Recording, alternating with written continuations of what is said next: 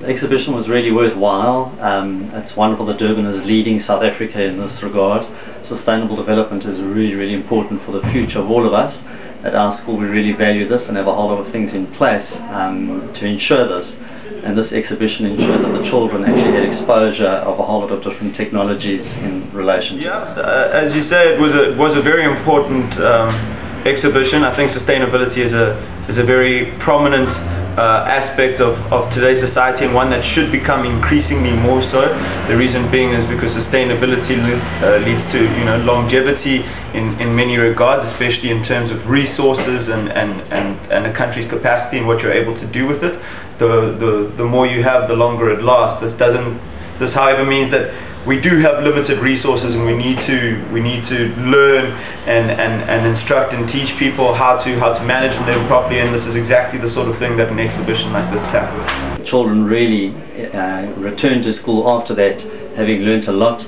They met lots of parents there, lots of other people there, and in fact they educated the people there as well. When they came back they were really enthused and realized that they actually could make a difference, even though they were only 12 and 13 years old, that adults listened to them and that they really could make a difference. And with that in mind, it is absolutely vital for the future. I was surprised that it was as big as it was, I must tell you, because it seemed fairly quiet, although I know quite a lot of advertising had happened. Many people complained that they were unaware of it.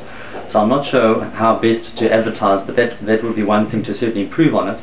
The other thing that saddened me that there were only 3 main schools involved, ours being one. I know that there was a big art competition and other things to get other people involved, but that only 3 schools were actually exhibiting, to me was very sad. And one would hope that in future a whole mixture of schools get involved. In particular, many of the disadvantaged schools that are already involved in sustainable development, creating arts and crafts, cultural things with beads and so on. Many of our advantaged schools have so much to learn from those schools, and they really can add value. I think maybe some of them feel that they can't, but we need to educate them and show them that they really have a lot to give and they really could take part in something. I think the exhibition was very, very well put together. I think some of the things that can be done to improve it are more in terms of marketing. Unfortunately, that just does come down to budget.